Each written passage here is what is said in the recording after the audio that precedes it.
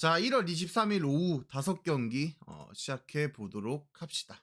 자, 모비스랑 서울 SK 경기부터 좀 시작을 해볼 텐데, 일단 기본적으로 누구의 우위를 점치기는 좀 쉽지 않아. 둘 다 할 말이 분명 있어요. 뭐 이제 SK 같은 경우에도 뭐 이제 원희를 바탕으로 뭐 사실 SK 이야기하면 맨날 원희 이야기하고 그래서 사실 지겨워요. 지겹지만서도 뭐 아직도 원인데. 그쵸? 그리고 이제 모비스 같은 경우에는 좀 새로운 이야기를 할 수 있죠. 뭐 저번에도 언급은 했지만서도 이 숄롱의 활약이 진짜 되게 모비스의 공격 루트를 다양하게 하고 있다. 뭐 그런 말도 했었고, 그다음에 득점 볼륨도 커지고 있고, 그다음에 그런 부분들이 모비스는 분명 존재합니다. 그래서 둘 다, 두 팀 다, 이게 띄어쓰기가 맞나? 두 팀 다. 뭐 어쨌든 둘 다 할 말은 존재하는 매치업이다. 라는 게 저는 헤드라인이에요. 그러니까 배당이 동배당급이어서 그냥 하는 말이 아니고요. 실제로 둘 다 할 말이 있습니다. 그리고 둘의 그 결이 비슷한 면이 있어요. 비슷한 면이 있어. 뭐냐면 뭐 프론트 코트에서의 어떤 그 이제 골 밑에서의 단단함도 분명히 있죠. 프린과 원이니까. 근데 그거와 별개로 백코트에서의 수비가 단단합니다. 백코트에서의 수비가 단단하다는 두 팀의 공통 분모가 있어요. 공통 분모가 있다 보니까 그 부분만 놓고 보더라도 일단 좀 저득점 양상이 보이지 않나라는 게 첫 번째고요. 두 번째는 제가 좀 많이 했던 말인데 휴식기가 있고 나서는 야투 감각이 좀 사라지는 면이 있어요. 사라지는 면이 있고, 그다음에 이제 두 팀 다 외곽에 대한 비중이 그렇게 높은 팀은 아니다 보니까 저는 이 경기 기준점이 160 정도 줬죠. 사실 줄만합니다. 모비스만 봐도 줄만한데 제 기준에서는 일주일도 쉬었다. 그다음에 경기 감각이 좀 없다. 그거랑 그다음에 이제 백코트 수비가 둘 다 단단하다는 거. 그다음에 골 밑에서 부딪힐 만한 포스트에서 부딪힐 만한 포인트도 되게 많죠. 그렇다 보니까 저는 저득점 측면이 의외로 괜찮지 않을까라고 생각합니다. 그래서 이 경기는 언더를 먼저 보고 두 번째로 승호패 5를 적어놨습니다. 진짜 누가 이길지 모르겠어서 승패 접근하는 것보단 승패 핸디 접근보단 그냥 승호패 5 배당 좋게 가는 거 추천. 승호패 5를 제가 저번 주인가 저저번 주에 한번 추천했던 걸로 기억하는데 그때 들어왔죠 형들 딱 5점 차로. 그래서 그 부분도 잘 참고하셔서 가시면은 좋을 것 같다. 첫 경기 코멘트가 3분이 걸렸네. 좀 오래 걸렸네요. 자, LG랑 손호 경기 해봅시다. 일단 손호는 너무 안 좋아요. 그냥 팀이 안 좋다. 뭐 그 말이 좀 맞는 것 같긴 합니다만은 사실 지금 시점에서 전력 누수가 너무 많고, 그러니까 그냥 팀의 형태를 띠고 있는 수준이고, 내부를 들여다보면 썩어 있는, 그나마 그냥 유닛을 채워서 팀을 운영하고 있는 수준이라고 봐도 무방할 정도로 이 팀이 이기려면 어떤 선수를 기점으로 해야 되지라는 생각도 안 들 정도로, 뭐 이재도가 이제 사실 그나마 이제 백코트에서 해줄 수 있는 선수긴 하지만 이제도 우리가 하루 이틀 보는 것도 아니고 리미트가 정해져 있는 선수잖아요. 보니까 고점이 낮다고 표현하는 게 좀 맞는 말인 것 같긴 한데 그게 그 말이죠. 그렇다 보니까는 일단 좋게 볼 수 없습니다. 근데 이제 LG 같은 경우에도 부상 공백이 있죠. 이제 마레이도 부재했었고, 그 다음에 이제 그 뭐야, 걔 누구야? 그 유기상.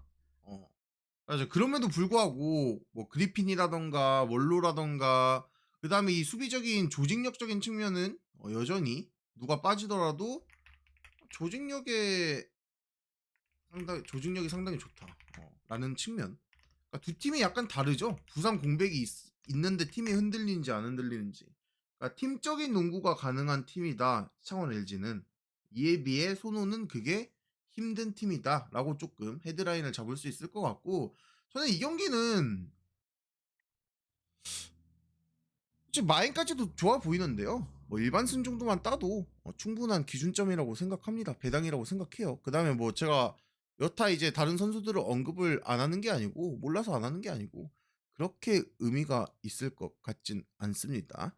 프론트 코트도 그렇고 백코트도 그렇고 둘 다 그렇게 우위를 점할 만한 상황이 손호 입장에서는 없어 보여요. 그래서 어느 거보다도 승피 접근이 깔끔해 보인다. 라고 마무리를 해보도록 합시다. 자, 삼성생명이랑 신한은행 경기를 좀 해보도록 할 텐데 최근에 연홍 분석을 좀 저번 주부터라도 들으신 분들은 아시겠지만은 최근에 제가 평가하는 연홍 팀들 중에 가장 높게 보는 듯한 느낌은 삼성생명이에요. BNK 수업이 좀 하락세를 타고 있죠. 뭐 이제 그 부상자적인 측면이 있었다 보니까는 아무래도 시즌을 치르면서 부상자가 나오고 이렇게 된 변수가 너무 많잖아. 근데 삼성생명은 딱 지금 시점에서 딱 잘라서 보면은 저는 가장 좋은 팀이라고 생각하긴 합니다. 공격 루트도 뭐 풀라인업의 BNK 썸만큼은 아니지만 그래도 삼성생명도 충분히 이제 공격 루트가 다양한 팀이다 보니까 충분히 할 만한 경기다. 라고 생각을 하고 그리고 이제 프론트 코트에 대해서 좀 이야기를 해봐야 될 텐데 리카가 좀 많이 잘해주긴 해야 돼요.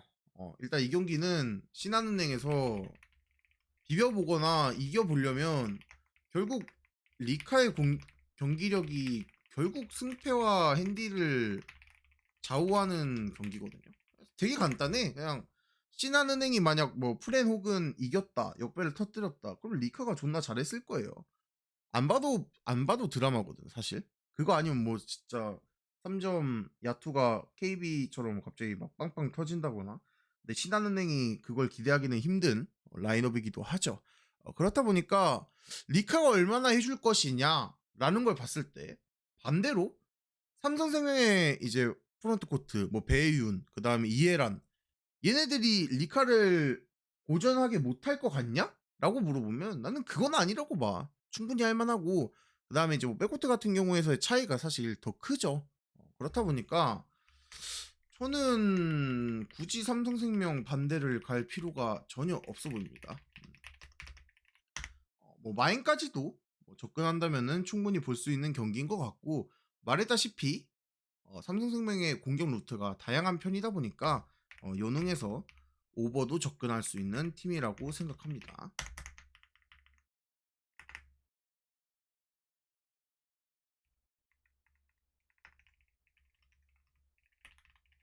자, 손보랑 삼성화재 코멘트를 해보도록 하겠습니다. 진짜 이 삼성화재 막심 들어오고 나서 코멘트 첫 경기 코멘트 뭐라 했죠, 형들? 아니 막심이 들어온다 한들 파질리랑 겹쳐서 그럼 파질리가 레프트를 가야 되는데 그때 누구였지, 형들? 그때 누구랑 했지? 형키랑 했나? 뭐 목척타 서브라던가 혹은 리시브에서의 불안함이 분명 있는 선수다 보니까 이 막심이 들어오는 게 무조건 플러스라고 보기는 힘들다라는 코멘트를 남겼었던 기억이 있습니다. 실제로 저는 이게 뭐 물론 전력적으로 플러스는 맞겠지. 근데 내가 말하고 싶은 건 경기 인게임 내용이 그렇게 플러스가 됐냐? 나는 아니라고 봐. 막심이 뭐 안 좋은 선수라고는 안 하겠습니다. 뭐 좋은 선수라고는 저는 생각을 하지만 되게 단순해요. 배구를 되게 단순하게 하는 선수거든. 그러니까 뭐라 해야 되지? 그러니까 힘으로 밀어붙이는 스타일이라고 보는 게 맞겠지. 스킬풀하지 않다. 라는 게 좀 더 맞는 말이긴 하겠네요. 스킬풀하지 않다. 그렇다 보니까 이게 힘에서 막히면은 분명 고전하는 경기가 될 수밖에 없어요. 그리고 손보 이제 블로킹 라인이 낮은 것도 아니고. 그리고 이제 손보의 화력은 제가 이제 여타 이전 남대 분석하면서 말씀드렸지만 공격력 하나만큼은 상당히 좋습니다. 형키 다음으로 좋다 생각해요, 저는. 근데 이제 다만 리시브가 불안하다. 이 측면은 아직도 나는 해결됐다고 생각하지 않습니다. 그래서 손보 경기를 제가 분석했을 때 자주 했던 멘트들이 뭐냐면 몇 세트 접전 가능성이 있다. 4세트만 가도 오버 나올 수 있다. 이거를 내가 배구 중에 손보 경기만 이렇게 말했던 것 같아. 손보 경기만 이렇게 말했던 것 같은데 뭐 오늘 경기도 사마가 한 세트를 딴다면은 오버 가능성이 더 높아 보여요. 제 기준에서는 여전히 리시브가 해결되지 않았고 그러나 여전히 화력은 좋고 근데 여기서 포인트는 오버 접근이 한 세트를 따야 이제 오버가 좀 좋아 보인다는 뜻인데 좀 과감한 말이지만 저는 그 한 세트를 따기가 힘들 것 같아요. 사마 입장에서 한 세트를 따기가 좀 많이 힘들어 보여요. 왜냐면 이 막심이 들어오고 나서 계속 하는 말이지만 우리가 염려했고 사마에 이제 막심이 들어오고 나서 사마에 염려했던 상황이 뭐야, 형들? 앞에서 말했지만 막심이 들어오면 뭐 하냐? 파질리랑 겹치는데. 그럼 파질리가 레프트에 갔을 때 부작용이 있을 텐데. 그러면 코트 마진이 마이너스가 될 거 아니냐? 이런 말을 했죠.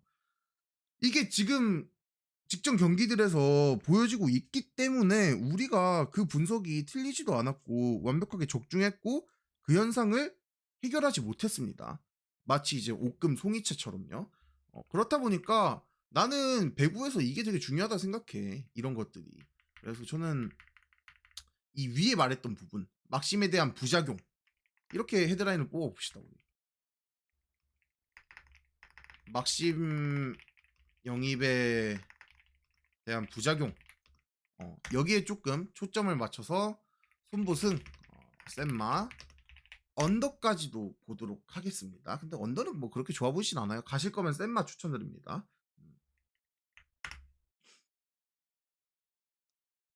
자, 페퍼랑 도공.